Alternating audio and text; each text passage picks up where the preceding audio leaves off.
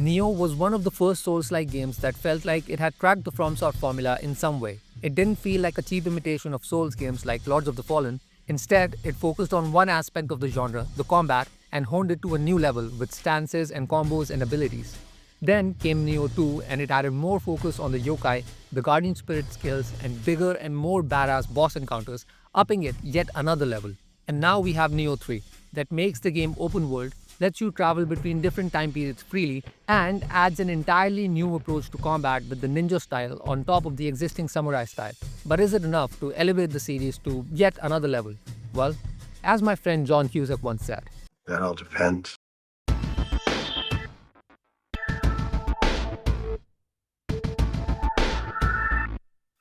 believe me when I say this, from the very beginning, Nioh 3 blew my mind. The ninja playstyle is a brilliant addition and it very quickly became my favorite way to play through the entire game. It mainly focuses on a fast, offensive approach. You get in a few attacks, then you jump out quickly, while the samurai style is the OG Nioh combat that we're already familiar with. In the ninja style, instead of stances, you get ninjutsu skills like the shuriken and bombs which gain charges with your attacks. And instead of ki pulse recovery, the ninja style has mist, which essentially is a dodge that doesn't consume ki or stamina. Of course, the trade-off here is that ki pulse recovery clears the nasty yokai pools, while mist doesn't, so you have to be mindful of that. Thankfully, you can switch between the two styles instantly by pressing R2. This style shift also acts as the parry mechanic for burst attacks, or burst break as the game calls it. Having both these playstyles at the touch of a button adds so much variety to the game that sometimes it had me at a loss for words. Suffice it to say, Nioh 3's combat is extremely fun and satisfying, and by far the best thing in the entire series. Even the sheer number of weapons available in the game is just mind-boggling. Now, looking at them, you might say that, oh, a lot of them look the same. For instance, both the samurai and ninja have access to swords and dual swords. But the animations, the attack speeds, and the combos are all entirely different. Which means that I spent about 4 hours just trying out every single weapon before picking one that I liked the most, which ended up being the dual ninja swords, basically because they let me do this. Now, I know this looks cheesy, but you have to time it very carefully, otherwise this happens. But when you do pull it off, oh man, it's so satisfying. For the samurai, I chose a switch glaive. Just look at how cool it is. But to be honest, 90% of my time was spent playing as the ninja, so it didn't really matter. Each weapon also has its own set of skills which you can unlock with samurai and ninja points. And the rate at which these weapons and armor drops is insane. The inventory has a limit of 2000 items, and I had to disassemble a whole lot of stuff multiple times. So I must have recycled or discarded at least 1500 to 2000 items easily. Frankly, this is pretty much a looter shooter in Souls-like form, like the Borderlands or Destiny of Souls-like games. Now, if I keep babbling on about the combat and the weapons, this video is going to stretch on for hours, so let's move past it. Let's move on. Another thing that I absolutely loved in the beginning was the art direction. Your first introduction to the world sees it covered in an eerie, hellish aura with red skies, at the locus of which is this evil force that infects everyone and everything in its way. And the open world design lets you explore the regions freely as you make your way to this monster. The pace of exploration is great as well because you can pretty much Naruto sprint your way across the world. It's really fun. You can even double jump and dash midair. It's such a basic and simple mechanic, but it opens up so many ways to explore and discover different areas. I love it. Trust me, Nioh 3 makes a very strong first impression. The change to open world also helps in making the side quests feel more interesting. In the older games, most side quests would just have you replay the same area you did in the main quest, but here you have separate areas where these quests sometimes take you, and that keeps them feeling fresh. Not to mention, now there are actual NPC quest givers which make these side quests a bit more fleshed out. Mind you, it's still very basic stuff like you'd get in most RPGs, so it's still not anything mind-blowing, but a huge step up for the Nioh series. There are also more traversal options with the help of guardian spirits, but these are limited to specific spots. Sometimes you'll be running across walls, or grappling your way across depths, flying up and down heights, or skating across rivers and lakes. Again, nothing too extravagant, but a nice touch nonetheless. The real travel, of course, takes place through time.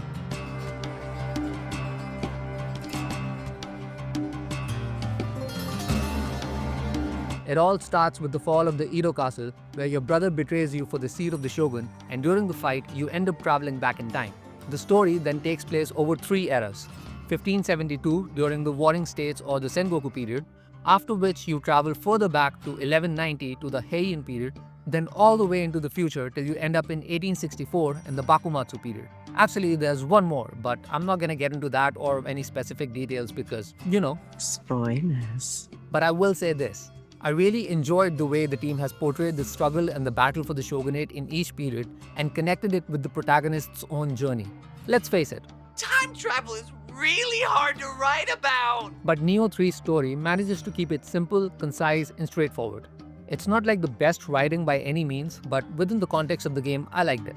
Of course, you'll also be meeting quite a few notable historical figures, including the first recorded ruler of Japan, Queen Himiko. That was a real treat for me because I just replayed the 2013 Tomb Raider, and if you're familiar with it, you know Queen Himiko plays a big part in that plot. And I'm already a fan of how Koei Tecmo blends history with mythology, so I can't really find much to complain about. Well, actually I can.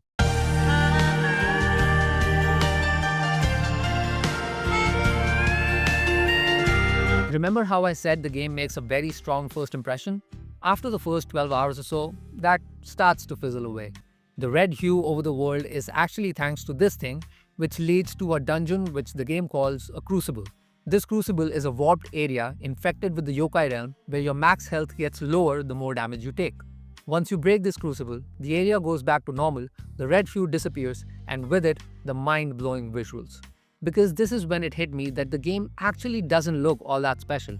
Now, I don't blame it because the overall quality of the graphics is still very nice and it has a lot of complex gameplay systems, but it's that change that ended up disappointing me. The next is more of a general open world problem rather than a Nioh 3 specific one, but the open world design here kinda kills the pace of the story and the boss fights. In the previous games, the bosses came at you at a steady pace and the story moved along nicely, but here it all depends on the player and how they prioritize. Honestly, this wouldn't be an issue by itself, but it's also where the quest design starts showing cracks because most of the side quests are just go here and fetch something or go there and fight something, where an NPC may or may not accompany you.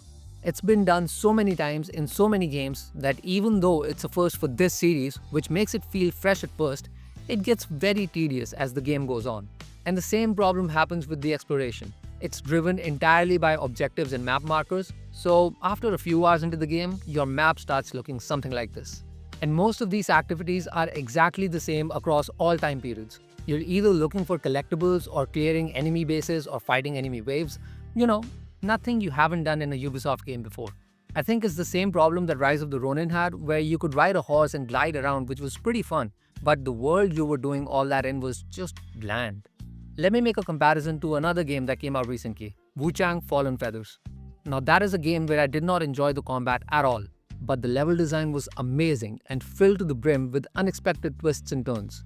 It was so intricate and interesting that it made me go Holy shit! over and over until the very end, and that's where Nioh 3 falters a lot. I will say this though, visually, the world of Nioh 3 has a lot more going on than Rise of the Ronin. And here's the interesting thing. While the world at large is open and allows you to travel freely, for the majority of the game, your immediate surroundings still follow the corridor design, like valleys and ravines and forests and cave systems where you're making your way through narrower paths closed off on both sides. Very few areas are actually completely open, and maybe that's for the better. This is also where I really appreciated being able to double jump and dash mid-air because it adds a whole new dimension to the movement. Where the game disappointed me the most was perhaps the boss fights. You'll find a lot of bosses from the older games roaming around the world or as a part of a side quest, but the new bosses don't quite hit the same way. I feel like the boss designs in Nioh 2 were much more interesting and felt more challenging and memorable. Like I still remember a lot of those fights from Nioh 2 even though I haven't played the game in years. But I just finished Nioh 3 a few days ago and I maybe remember just a couple of them. Don't get me wrong, I'm not saying that Nioh 3's boss encounters are downright bad, because it does have some spectacular fights. I just feel like on the whole, Nioh 2 did them better, and that's really my point.